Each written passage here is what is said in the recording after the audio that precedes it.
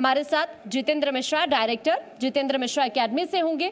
उनके बारे में अगर बात की जाए, जितेंद्र मिश्रा के बारे में, तो देखिए इनकी तरफ से तमाम कदम उठाए गए हैं अभी तक इंदौर के विकास को लेकर। इसके अलावा यहाँ पर लोगों की भलाई के लिए किस तरह के कदम इनकी तरफ से उठाए जा रहे हैं, ये जानने की हम कोशिश करेंगे। आगे की फ्यूचर प्लानिंग क्या है, ये जानने की कोशिश करेंगे। लेकिन उससे पहले आप इनके बारे में कुछ खास बातें जानिए।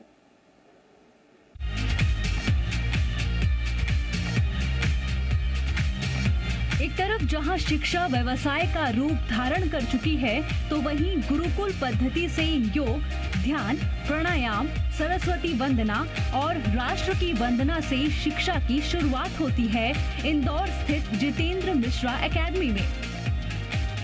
Jitendra Mishra academy MCA entrance exam के क्षेत्र में आज पूरे भारत में नंबर 1 कोचिंग संस्थान के रूप में जाना जाता है।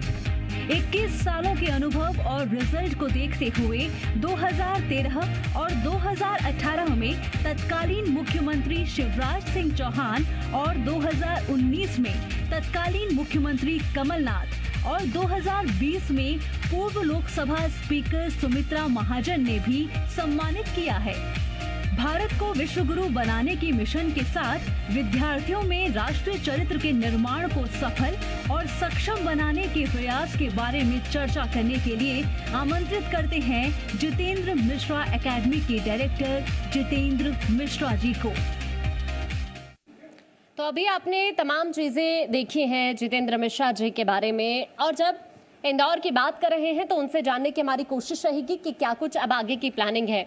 हमारे बीच मौजूद हैं जितेंद्र मिश्रा, डायरेक्टर हैं जितेंद्र मिश्रा एकेडमी से, जिनसे हम कई सवाल करेंगे और जानने की कोशिश यही करेंगे कि आगे क्या प्लानिंग है, अभी तक क्या कदम उठाए, चुनौतियां किस तरह की रही, क्या कुछ मुश्किलें रही, यही सब चीजें जानने की कोशिश करेंगे। ओवर टू यू मृदुल। धन्यवाद आकांक्षा।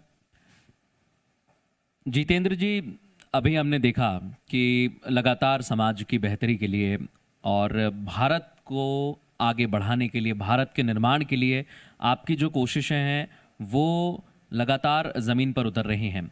और सबसे ख़ास बात यही है कि आप उस संस्कृति को, उस विचार को आगे लेकर चल रहे हैं जो लोगों में होना चाहिए, ये हमने देखा। और जब भी हम संस्कृति की बात करते हैं तो शिक्षा आती है हमारे जहन में कि हम शिक्षा के क्षेत्र में काम करेंगे तो आने वाले वक्त में हम हमारे बच्चों को, हमारी आने वाली पीढ़ी को सशक्त बनाएंगे। उस दिशा में आप कैसे काम कर रहे हैं? हेलो, सबसे महत्वपूर्ण तो ये कि शिक्षा आवश्यक तो है, लेकिन शिक्षा सही दिशा में होना आवश्यक है। अभी शिक्षा का जो पिछले कुछ दशकों में जो व्यवसायीकरण हुआ है, और शिक्षा का पहले मूल उद्देश्य था कि शिक्षा का उद्देश्य पेट भरने का साधन नहीं था, व्यक्ति के अंदर राष्ट्रीय चरित्र का निर्माण करना, ताकि जब बच्चा किसी स्कूल, कॉलेज या संस्थान से निकलता है तो देश, समाज और राष्ट्र के कल्याण में काम आए। पहले जो शिक्षा दी जाती थी, गुरुकुल शिक्षा पद्धति थी, जो अब विलुप्त होती जा रही है, विलुप्त सी हो गई है क्योंकि कमर्शियलिज्म बहुत ज़्यादा हो गया है। सबसे बड़ा मुख्य उद्देश्य ये कि शिक्षा का मूल उद्देश्य ये था कि वो जो व्यक्ति है जिससे समाज का निर्माण होता है, समाज जिससे पूरे राष्ट्र का निर्माण होता है, वही बच्चा निकल के नेता, अभिनेता, अध्यापक, डॉक्टर, इंजीनियर बनते हैं। लेकिन शिक्षा की दिशा अगर सही नहीं होगी तो आज हम उसके दुष्परिणाम हम देख रहे हैं कि डॉक्टर्स तो निकल रहे हैं, लेकिन सभी डॉक्टर्स ऐसे नहीं, लेकिन जिस रूप में कार्य करना चाहिए उस रूप में कार्य नहीं कर रहे हैं। कोरोना काल में हमने बहुत ज़्यादा भयावह स्थिति देखी, जहाँ कुछ डॉक्टर अपनी जान की बाजी लगा के मरीजों की सुरक्षा कर रहे हैं तो कुछ लोग मौके का फ़ायदा उठा रहे हैं। बहुत ऐसी विडंबना देखने को मिली कि उच्च पदों पर आसीन जो लोग हैं वो शिक्षा तो है उनके पास, लेकिन नैतिक चारित्रिक ज्ञान के अभाव में शिक्षा का सदुपयोग नहीं हो पाया। मैं मीठी बातें तो कर नहीं पाऊंगा, ना ही मैं इस में बात कर पाऊंगा, गोलमोल घुमा के बातें करने की मेरी आदत नहीं है, लेकिन मैं सही आईना दिखाना चाहूँगा कि आज इससे बड़ी विडंबना क्या होगी कि अभी आज ही अखबार में मैंने खबर पढ़ी कि स्कूल, कॉलेज 26 तारीख से खुल जाएंगे। बड़ी विडंबना कि 18 साल के बच्चे जिनका वैक्सीनेशन हो चुका है, 18 साल की उम्र जिनकी हो गई बच्चों की, 18 साल के बाद वाले जिन बच्चों का वैक्सीनेशन हो गया है, और कॉलेज जो इंजीनियरिंग कॉलेज है, IIT Bombay, IIT Delhi, NIT Trichy, Surat, कल वारंगल, जहाँ उच्च शिक्षा के लिए बच्चों ने ऋण ले रखा है, 5-5, 10-10 लाख रुपए का लोन ले रखा है, 2 साल से कॉलेजेस बंद है, उनकी तरफ देखने वाला कोई नहीं है। कि मुझे आश्चर्य हो रहा है कि क्या स्कूल के बच्चों की उम्र कॉलेज के बच्चों से कम होती है? तो पहले जिन बच्चों का आवश्यकता है कि कॉलेज में वो बच्चे जाते हैं जो ग्रेजुएट हैं और पोस्ट ग्रेजुएट बच्चे हैं, जो देश का भविष्य है। एक तरफ जहाँ नौकरियाँ चली गई, 12 करोड़ के आसपास चली गई और लोग नौकरी, जो बच्चे कॉलेज जाके आज नौकरी प्राप्त कर सकते हैं, नौकरी ले सकते हैं, वो उसी IITs NITs से जो ग्रेजुएट बच्चे हैं वो उनके लिए प्लेसमेंट के लिए कंपनी नहीं आ पा रही क्योंकि कॉलेज बंद हैं। तो मैं सरकार से आग्रह करना चाहूँगा कि उस और प्रयास करने की कोशिश करें कि उन बच्चों की हित में देखें कि अगर वो बच्चे बेरोजगार हो जाएं तो उनके भविष्य का क्या होगा, और अगर वो बच्चे शिक्षित होने के बाद भी अगर उनको नौकरी नहीं मिलेगी तो किस मार्ग में जाएंगे। तो मेरे कहने का मतलब ये कि मैंने तो शिक्षा जब पढ़ाना स्टार्ट किया था, मेरे पिताजी आर्मी में थे, सैनिक थे, सैनिक परिवार से हूँ मैं, तो बचपन से मुझे उन्होंने सुभाष चंद्र बोस, चंद्रशेखर आज़ाद, भगत सिंह के बारे में उनकी जीवनी बताया था कि मैं सेना में जाऊंगा और देश सेवा करूंगा। फिर मैंने आचार्य चाणक्य को पढ़ा। जब आचार्य चाणक्य को पढ़ा तो बड़ा अद्भुत परिवर्तन मेरे अंदर आया। मैंने देखा कि एक शिक्षक इतना शक्तिशाली कैसे हो सकता कि एक चरवाहे को, जो भेड़ चरा रहा चरवाहे को मगध का सम्राट उन्होंने बना दिया, जिसको हम चंद्रगुप्त कहते हैं। और जब अलेक्जेंडर जो भारत के ऊपर आक्रमण किया और विश्व विजय करके निकला था, और जब आचार्य चाणक्य ने सभी लोगों के द्वार खटखटाए, उसमें एक धनानंद भी था जो मदान थे, जो मद में चूर था, और आचार्य चाणक्य को धक्का दिया कि तुम शिक्षक होके इस राजनीति में दखल क्यों दे रहे हो। तो जिन स्नातक को शिक्षा दे रहे थे अपने विद्यार्थियों को, वो वेद वंदना के साथ उन्होंने बोला कि हमें शास्त्र के साथ शस्त्र की शिक्षा भी आनी चाहिए, और अलेक्जेंडर के मार्ग में अपने विद्यार्थियों को खड़ा किया। तो बड़ा मुझे प्रेरणा मिली कि शिक्षा तो होनी चाहिए, लेकिन हमें बचपन से सिखाया गया है कि एक प्रेरणा दी गई है कि जो तुमको सूल बोए ताकू बोए तुम फूल। पर आचार्य चाणक्य से मुझे एक शिक्षा मिली कि नहीं, जो तुमको सूल बोए ताकू बोए तुम भाला, वो साला भी याद करे कि पाड़ा किसी से पाला। हम हनुमान जी के वंशज है। जब आकाश मार्ग से जाते हुए कालिनेमी ने रास्ता रोक लिया था हनुमान जी का, जब लक्ष्मण को शक्ति बाण लगा था, तो पहले हम विनम्र होते हैं, विनीत होते हैं, और उसी विनम्रता विनीत का फायदा दूसरे देश उठाते हैं, जो स्थिति पाकिस्तान और चाइना की थी। तो मुझे लगा कि जब हनुमान जी आकाश मार्ग से जा रहे हैं तो प्रसंग था, कालिनेमी ने रास्ता रोक लिया, और उनको लगा कि कहीं किरणों का चमत्कार ना हो जाए और ऐसा ना हो कि लक्ष्मण जी के प्राण चले जाओ। मेरा भगवान प्रभु श्री राम से कमिटमेंट है कि मैं सूर्योदय होने के पहले संजीवनी बूटी द्रोणगिरी पर्वत से लेके आ जाऊंगा। तो उन्होंने बोला, सूर्य भगवान से विनम्र निवेदन किया कि हे सूर्य देव स्वीकार करो, हनुमत का प्रणत विनत होना, जब तक संजीवनी ना लाऊं तब तक तुम प्रकट नहीं होना। ये पहला स्वर है। एक शिक्षक का पहला स्वर यही होना चाहिए, विद्यार्थियों का पहला स्वर यही होना चाहिए। लेकिन हमारी विनम्रता को, विनीत को अगर कायरता कोई समझे, तो फिर दूसरा स्वर उन्होंने बोला कि वरना है दिनकर ध्यान रहे, अंजनी तनय से पाला है, तुम देख रहे हो बचपन से हनुमत कितना मतवाला है। तो मैंने आचार्य चाणक्य से प्रेरणा लेने के बाद मैं इसी पर आ रहा हूँ, क्योंकि आपने 2-3 चीजों का जिक्र किया, रामायण का भी जिक्र किया आपने, और हनुमान जी की शक्तियों का जिक्र किया, आचार्य चाणक्य का जिक्र किया। तो चाहे रामायण हो या हमारे शास्त्र हो, उनमें लिखा हुआ है कि शिक्षा की जो पद्धति है उस पर बहुत विचार विमर्श होना चाहिए, उस पर काम होना चाहिए। और जब हम एक शिक्षक की बात करते हैं तो हमारे इस देश में ऐसे शिक्षक भी रहे हैं, और वो मैं पुराने काल की बात नहीं करूंगा, अभी के दौर की बात करूंगा। 100 साल में हमने बहुत सारे ऐसे शिक्षक देखे जो लगातार निरंतर उसी प्रगति के साथ काम कर रहे हैं। तो आपने जब देखा कि जो पद्धति है शिक्षा की वो गुरुकुल की पद्धति होनी चाहिए, और आपने उसको आज की शैली में लाने का कार्य किया है, ये सोच कैसे आई?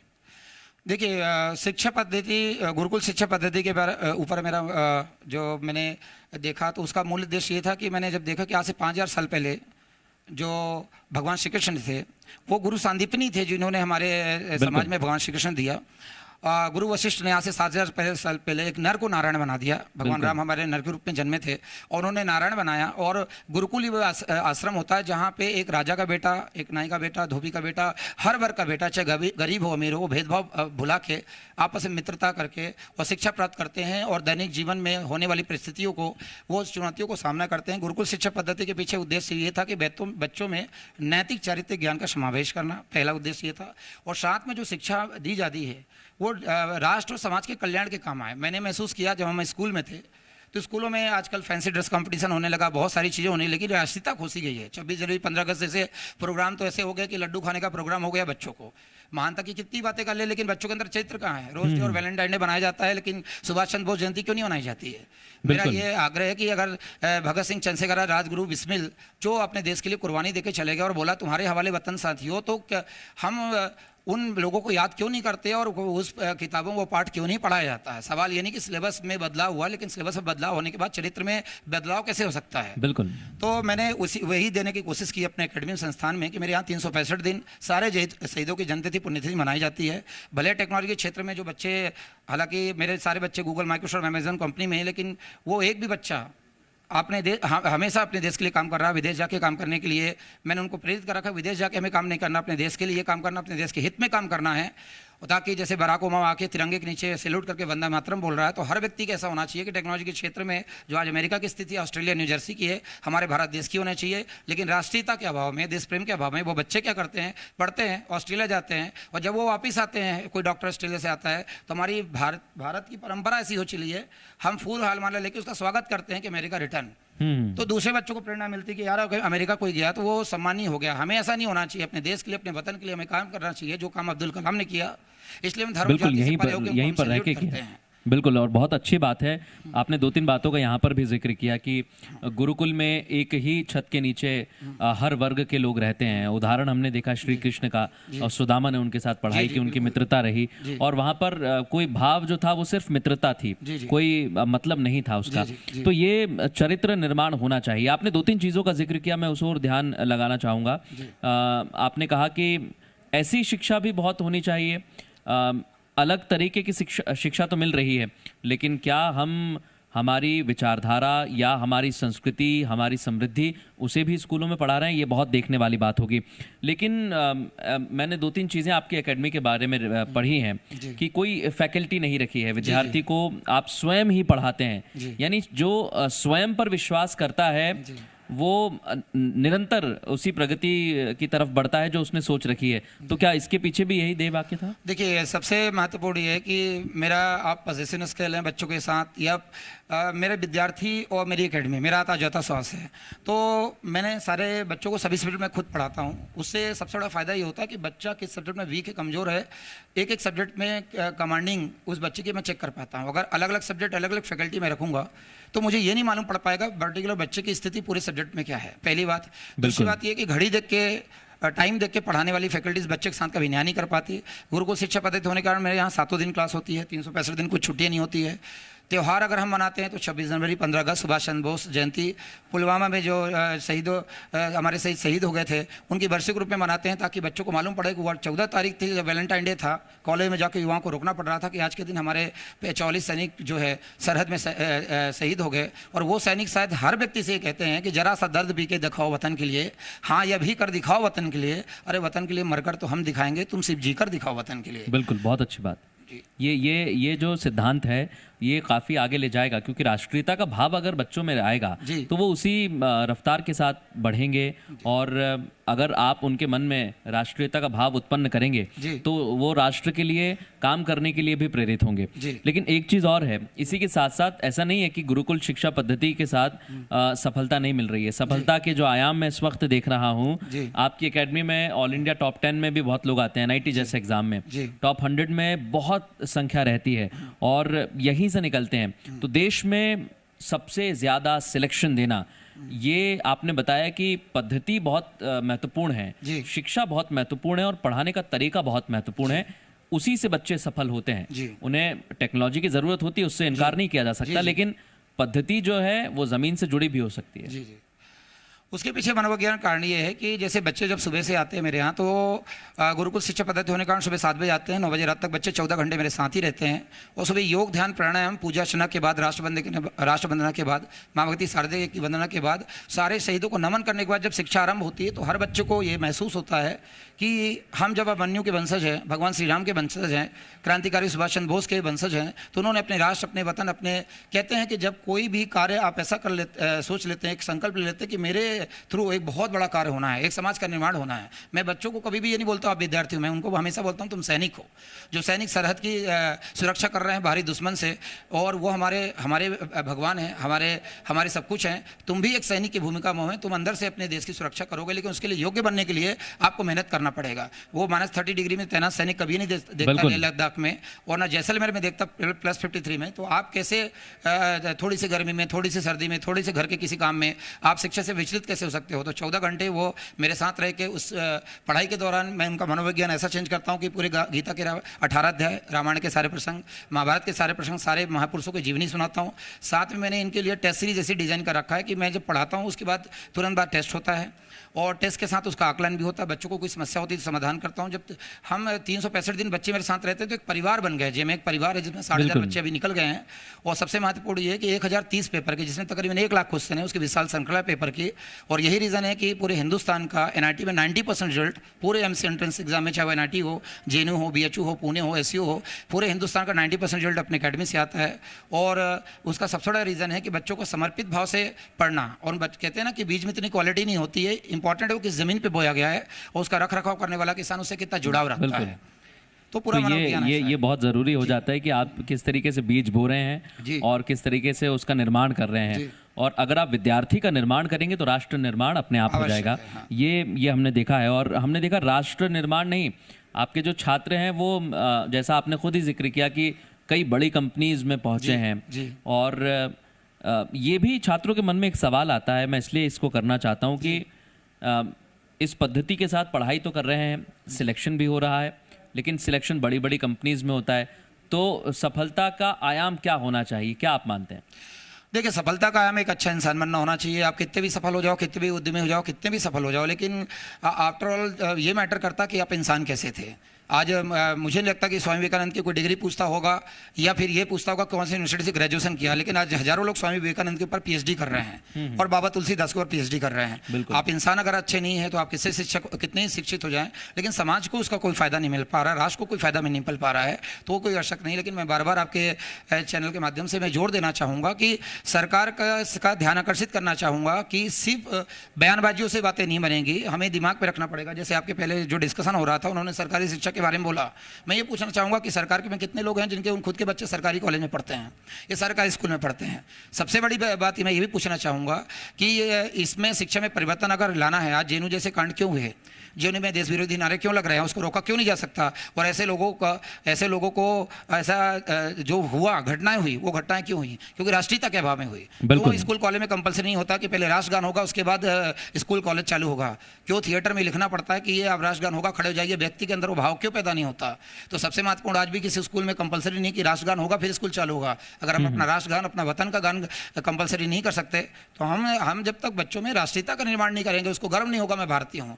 आज किसी की माँ के बारे में कोई टिप्पणी कर दे तो उसका खून खोल जाता है, लेकिन हमारी भारत माँ के बारे में कोई टिप्पणी करता है और कोई उस पर ध्यान नहीं देता, ये बात गलत है क्योंकि उसको बताया नहीं गया। आज मैं इसलिए मैं ऐसा बोल रहा हूँ कि आज जब हम छोटे थे तो मेरी माँ ने मुझे बताया था कि बेटा मैं तेरी छोटी माँ हूँ, बड़ी माँ भारती है, जीवन में कुछ करना तो इस माँ के लिए करना। भगवान के देवताओं के फोटो के बीच में हम चंद्रशेखर आजाद का फोटो था तो मैं पहचान नहीं पाया क्योंकि मेरी उम्र थी 7 वर्ष। मैंने मेरे पिताजी से पूछा कि ये तो भगवान गणेश जी हैं, ये भगवान चक्रधारी भगवान विष्णु है, लेकिन ये कौन से भगवान जिनका जनेऊ और कमर में पिस्टल है? क्या उस समय भगवान पिस्टल रखते थे? उन्होंने बोला ये सबसे बड़े भगवान हैं, इनको हम चंद्रशेखर आजाद कहते हैं।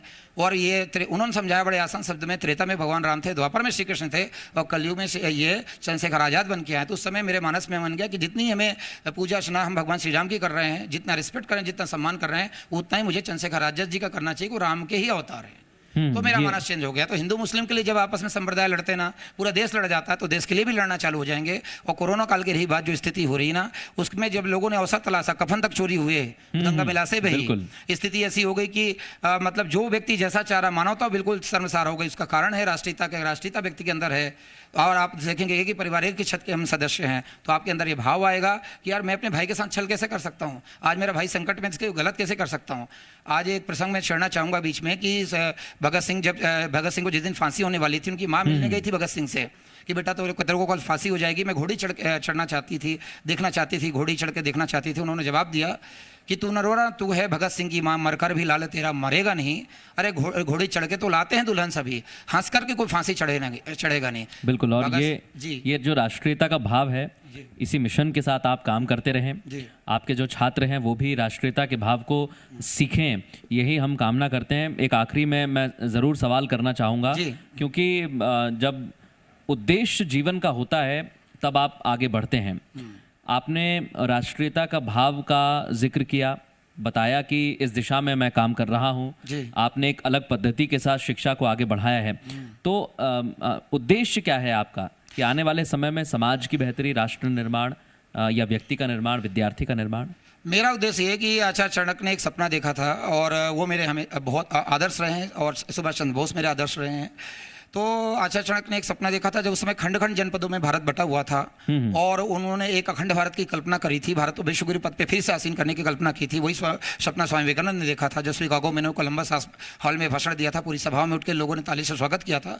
तो भारत को विश्वगुरु पद पे स्थापित करना मेरा सपना है। उसके लिए कहते हैं कि राष्ट्रीयता के लिए व्यक्ति को समाज से, समाज का राष्ट्र एकीकरण होना आवश्यक है, वो सूत्रपात ऐसी राष्ट्रीयता हो सकती है। तो हर एक समाज में जितने भी बच्चों को मैं शिक्षित कर सकता हूँ।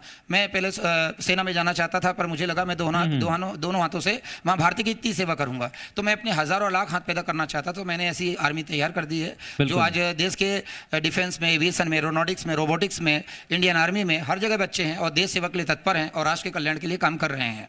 और वो इस इसी दिशा में आपके मेरे एकेडमी में, जैसे अभी मंगलयान 2 जो अपना प्रोजेक्ट था, उसमें सॉइल टेस्टिंग का काम मेरे बच्चों ने करा। साथ में डिफेंस में, इंडियन आर्मी में मेरे बहुत सारे बच्चे हैं जो देश में सेवा दे रहे हैं। एरोनॉटिक्स में है, रोबोटिक्स में है, और टेलीकम्युनिकेशन है, बैंकिंग है, उस क्षेत्र में। क्योंकि मैंने बच्चों के जहन में भर दिया कि आपको हर कदम राष्ट्र के ऊपर उठे, हर जो कदम है आपका राष्ट्र की तरफ बढ़े, वतन से बढ़ के कुछ नहीं, वतन के आगे कुछ नहीं। तो पूरे साल भर उनको मूल मंत्र ये देता हूँ, और गुरुदक्षिणा में मांगता यही हूँ कि आप गुरुदक्षिणा मेरे को ये दे के जाओ, वो फीस नहीं है। जैसे अभी कोरोना काल में बच्चे बहुत सारी तकलीफ में थे, मैंने 250 बच्चों को फ्री ऑफ कॉस्ट पढ़ाया, बच्चों को यही शिक्षा दिया कि अगर हम अपने भाइयों की मदद नहीं करेंगे तो हमारी मदद कौन करेगा। बिल्कुल।